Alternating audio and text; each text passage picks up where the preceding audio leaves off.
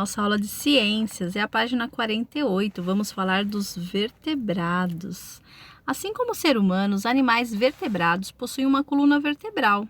Coluna vertebral, você já esteve em um local onde foram construídas colunas? Então, olha aí, qual é a função das colunas nessa construção aí ao lado? Colunas de uma catedral na Inglaterra. Olha que coisa mais linda, né?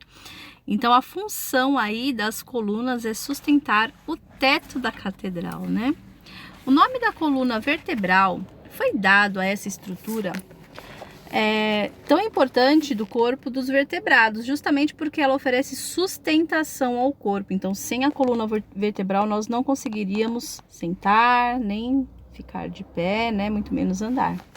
Mas e a palavra vertebral? O que ela significa, né? A coluna vertebral possui peças que ficam encaixadas umas sobre as outras e se chamam vértebras.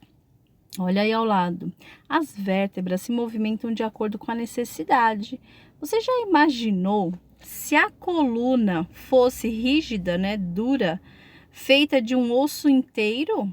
Como os vertebrados poderiam movimentar o tronco, né? Nós ficaríamos paralisados, né, duros, como uma estátua, né? Então agora é a página 49. Cada vértebra possui uma abertura no meio. Quando elas estão encaixadas, formando a coluna vertebral, essas aberturas formam um canal. Olha aí ao lado. Por dentro desse canal passa a medula espinhal, que transmite as informações do cérebro para todas as partes do corpo e conduz as informações recebidas pelos sentidos ao cérebro. Olha que interessante. Se a medula passa por dentro das vértebras, por que ela não é chamada de medula vertebral? Antigamente, a coluna vertebral era chamada de espinha dorsal ou simplesmente espinha. E é por isso que a medula é chamada de medula espinhal. Quando eu percebi no acampamento que eu e meu pai havíamos esquecido a armação da barraca, me deu um frio na espinha. Já ouviram falar esse termo, frio na espinha? Então converse aí com seus pais, seus avós e escreva uma explicação para essa expressão frio na espinha. E depois vocês vão me falar na nossa aula online, certo? E agora ciência e tecnologia. Células tronco. Células tronco fazem paciente paraplégico recuperar parte dos movimentos. Uma pesquisa realizada pelo Centro de Biotecnologia e Terapia Celular, parceira entre o Centro de Pesquisa Gonçalo Moniz, na Bahia, e o Hospital São Rafael de Salvador, tem como objetivo utilizar células-tronco do próprio paciente para reparar lesões na medula. Olha aí, um teste já foi feito em um policial de 47 anos que, por causa de um acidente que afetou a região lombar da coluna vertebral e causou uma lesão na medula, ficou paraplégico, ou seja, ele perdeu os movimentos dos membros inferiores, né, das pernas. As células-tronco foram retiradas do osso ilíaco e levadas para um laboratório, onde foram multiplicadas. Depois elas foram injetadas na região onde o paciente sofreu a lesão. 1 mês e meio após a cirurgia, o paciente já podia sentir as pernas. E isso deixa os pesquisadores muito animados. Gente, que coisa maravilhosa, hein?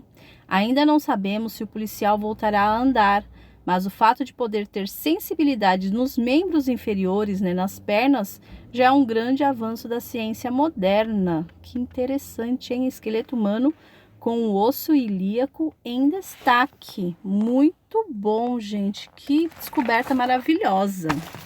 E assim, como os invertebrados, o grupo dos animais vertebrados também foi dividido de acordo com algumas características especial. Vamos lá falar dos peixes. O primeiro grupo de vertebrados que vamos conhecer é o dos peixes. Leia o poema abaixo e aprende a dizer peixe em tupi. Piracema. Para índio, pirá é peixe. Peixe em tupi é pirá. Tem muito pirá na água. Piraboca, piragaia, piracá, piracanjuba, pirajuba, piraíba, pirarucu, piraí. Tem muito peixe pirando. Pirá, peixe por aí. Olha que interessante, hein? Este lindo poema. E a dica aí abaixo é um poema de Piracema, que foi publicado no livro Quebra-Língua, da autora Cissa. O livro é muito divertido e com ele você poderá brincar de repetir os poemas rapidamente sem errar as palavras. Então vamos lá. Número 1. Quais são os diferentes tipos de peixes citados no poema? Então você vai lá no poema Piracema, aí, né, da parte de cima, e vocês vão copiar os nomes dos peixes que aí aparecem. E número 2. De acordo com o poema, onde eles vivem? Eles vivem na água, né? Os peixes vivem na água. E agora, a página 52. Vamos lá. Eu não consigo ficar muito tempo embaixo da água, pois me falta o ar. Se os peixes podem viver na água, como eles respiram? Então vamos pensar a respeito disso. Por viverem na água, os peixes respiram por brânquias durante toda a vida. Eles não possuem pulmões ou qualquer outro órgão que permita que eles utilizem o oxigênio do ar. Por isso que os peixes não podem ficar fora da água, né, gente? Eles não possuem pulmões.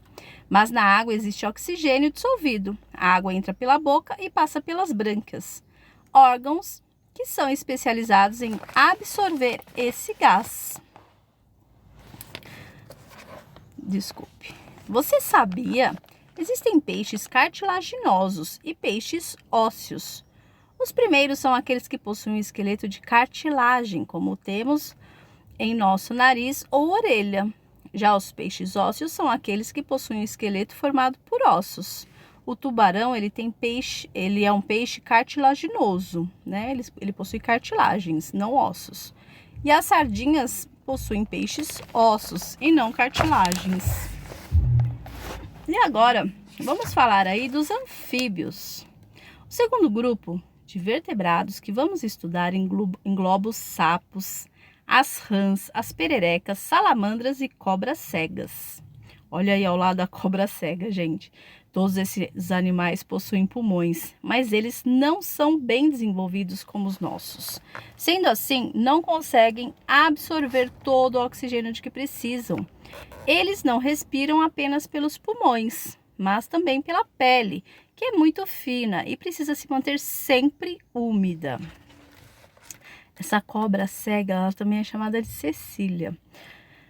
Não é um nome que deram, né, para essa determinada cobra. É o nome que é dado para a cobra cega, né? Para cobra cega, que é o nome de Cecília. Os animais que podem respirar pelos pulmões e pela pele formam o grupo dos anfíbios. Então, os anfíbios tanto podem ficar dentro da água quanto fora, porque eles possuem pulmões, né? Leia a história em quadrinhos abaixo. Oi, Gracinha, você está sempre por aqui? Esta lagoa já foi mais bem frequentada. Acho que vou dar uma voltinha. Então, olha aí, a rãzinha estava na beira do lago. Ela poderia estar em um deserto? Claro que não, né, gente? Ela precisa manter a pele sempre úmida, né? Então, ela não poderia viver num deserto jamais, que é um lugar muito seco, né? E vamos agora para a página 54, letra B.